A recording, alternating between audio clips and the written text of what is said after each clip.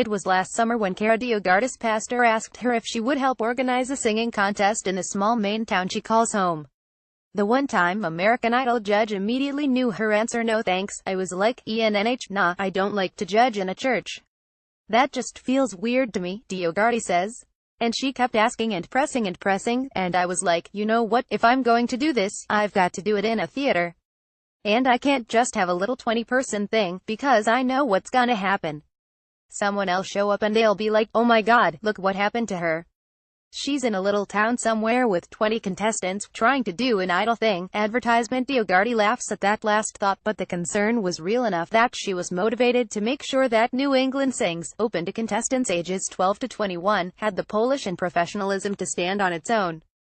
With the event returning on Tuesday to the Ogunquit Playhouse for its second year, major sponsors such as iHeartRadio, and spin-off competitions, it's hard to mistake New England Sings for a half-hearted attempt by a has-been to recapture her former idol glory. Not that DioGuardi is unaware of how her current chapter looks from the outside. After a songwriting career that made her a regular presence on the pop charts for over a decade, having written hits for Kelly Clarkson's Heartbeat's song, Walk Away, Pink Sober, Christina Aguilera Ain't No Other Man, and Carrie Underwood Undo It, among many, many others, she found that she wasn't as willing to make the sacrifices needed to stay current in the business as she once was.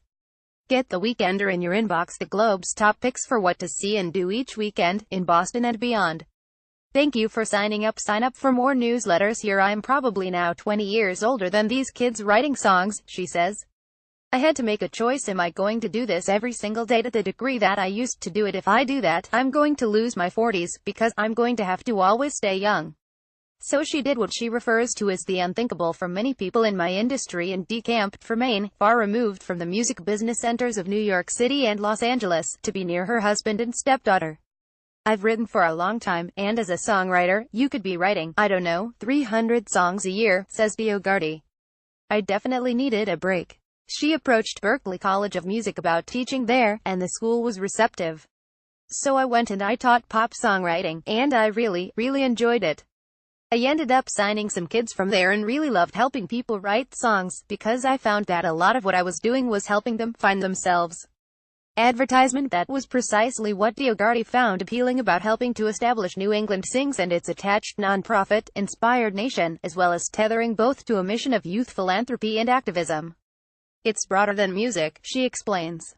In addition to a $500 cash prize, the winner receives a Berklee Summer Sessions scholarship and gets to perform at a Dana-Farber Cancer Institute gala on October 21st.